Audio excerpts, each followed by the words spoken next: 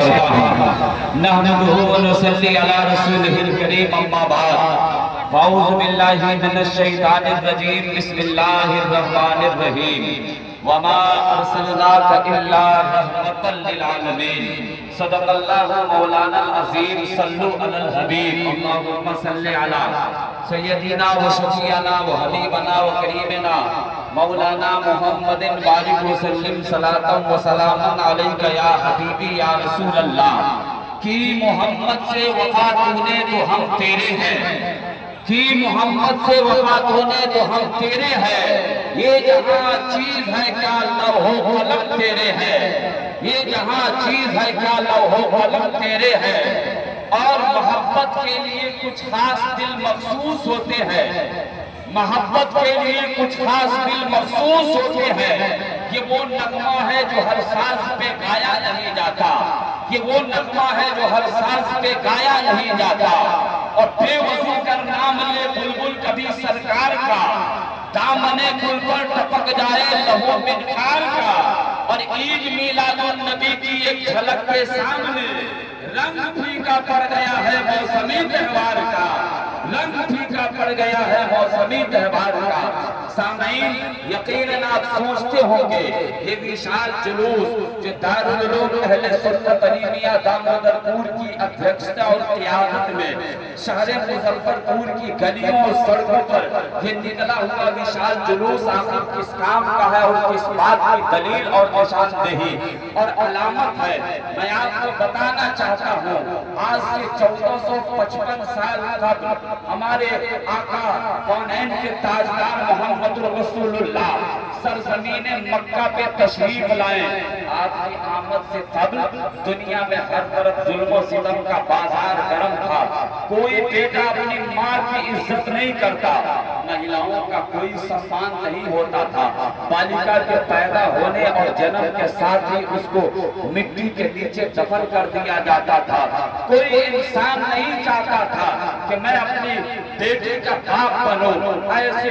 بھیانک دور میں آمد ہوتی ہے آمنہ کے رسول آمنہ کے لال کی عبداللہ کے جمان کی ہوتی ہے 40 سال تک کے مکہ کی سرزمین پر نبی نے اپنا اخلاق پیش کیا نبی نے سارے جہاں کا مشاہدہ کیا تو دیکھا مہیلاؤں کو کوئی سمان نہیں اگر کسی کا پتی مر جاتا ہے تو اس کی چتا کے ساتھ ساتھ اس مہیلا کو بھی چتا کے ساتھ ساتھ جلا دیا جاتا ہے ستی پردہ کا چاروں طرف بازار گرم ہے مہیلاؤں کو کوئی سمان نہیں اگر کوئی بیدوا ہو جاتا ہے تو سماج سے الگ اس کی جھوپڑی بنائے جاتے ہیں کوئی اس کی صورت کو دیکھنا پسند نہیں کرتا یہی نہیں بلکہ جس ماں سے لوگ جنم ہوتے تھے اوکاس کے میدان میں اس ایک ماں کو 3 بھائیوں نے مل کر کے اوکاس کے منڈیوں میں بیچ دیا 900 دراہم میں اس ماں کو کروڑ کر دیا ماں چیختی رہی چلاتی رہی نادان میں تیرے باپ کی بیوی ہوں میں تمہاری ماں ہوں میں نے اپنے دھن سے تمہیں دودھ پلا کر کے تجھے پرورش دی ہے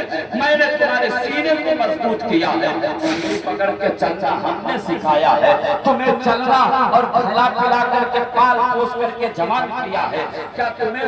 مجھے منڈیوں میں بیچ کر کے مجھے بیچ رہے ہو نادان کب تجھے ہوش آئے گا ماں فروخت ہو گئی لیکن ماں کی دعائیں باب اجابت سے ٹکرا رہی ہے پروردگار رسول کب آئے گا وہ حبیب کب آئے گا وہ نبی کب آئے گا وہ محمد کب آئے گا جو محمد آئے گا تو دنیا میں انقلاب برپا پیدا کرے گا اگر اس کے سامنے لوگ تلوار اٹھائیں گے تو نبی کہیں گے نہیں سب کو تلوار کا جواب تلوار سے نہیں دیا جائے گا وہ نبی کب آئے گا نبی اپنے غلاموں کو بتا رہے ہیں اے لوگوں سنو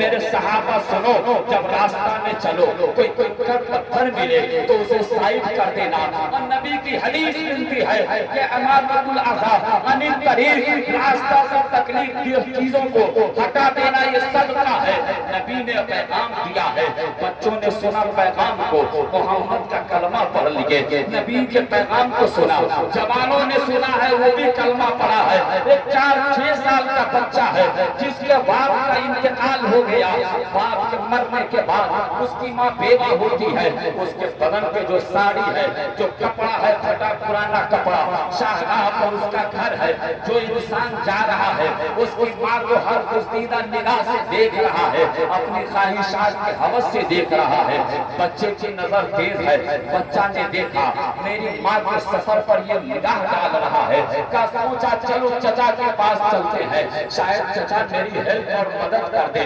لیکن چچا نے دروازے سے دھکے مار کر کے بھگا دیا ہے، اور ماں کے پاس روتا بلکتا چاہتا ہوا بچہ آیا ہے۔ ماں میں تو چچا کے پاس گیا تھا کہ تو اس کے بھائی کی بیوی ہے، شاید تیرے تن کو ڈھکنے کے لیے کوئی کپڑا دے دے، لیکن اس نے دھکے مار کر کے بھگا دیا۔ ماں کہتی ہے بیٹا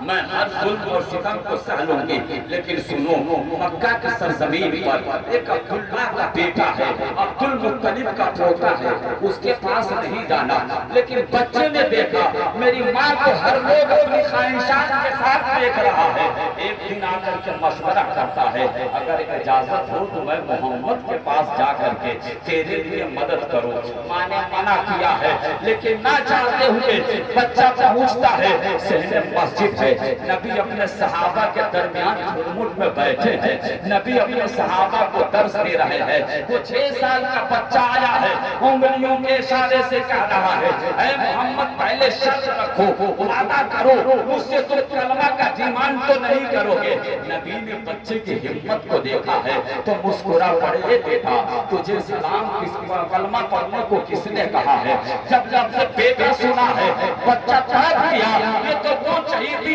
اور یہ وہ شیرنی والی آواز ہے، کاش میرا بھی باپ ہوتا تو مجھے بھی آج آگوش میں محبت میں لے کر کے مجھے پیار کرتا، میرے رخسار کو چومتا۔ پھر بچہ کہتا ہے میرا گھر میرا دروازہ فلاں جگہ پہ ہے، میری باپ کا انتقال ہو گیا، ماں کے بدن پہ کپڑے نہیں ہیں، پھٹے پرانے کپڑے ہیں، کیا میری مدد کریں گے؟ لیکن یاد رکھے کلمہ نہیں پڑھوں گا۔ نبی فرماتے بیٹا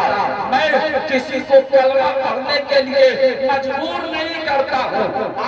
تیری ماں اگر بیوہ ہے، اگر بیوہ ماں بھی ہوتی، ضرورت مند ہوتی تو میں تیری مدد ضرور کرتا۔ نبی نے اپنی جان اتار کر کے اس بچے کو دی ہے، بچہ شادہ فرحہ لے کر کے آ رہا ہے، ماں دروازے پہ کھڑی ہے، ماں دیکھتے ہوئے کہتی ہے بیٹا رک جا، بیٹا ادھر سے کہتا ماں مجھے روکو نہیں، میں نے محمد سے مدد تو لے لی ہے، میں نے مدد تو لے لیا ہے، لیکن اس کا کلمہ نہیں لیا ہے۔ ماں آگے بڑھ کر کے کہتی ہے بیٹا یہی تو تم نے غلط کیا ہے، بھائی جب اس کے یہاں سے ساڑی تم لائے ہو، تیری ماں کے تن کے ڈھکنے کا انتظام اس نے کیا ہے، تو کلمہ کس کا آپ پڑھا جائے گا؟ اسی کا کلمہ پڑھ کر کے ہم سب مشرف و اسلام ہوتے ہیں۔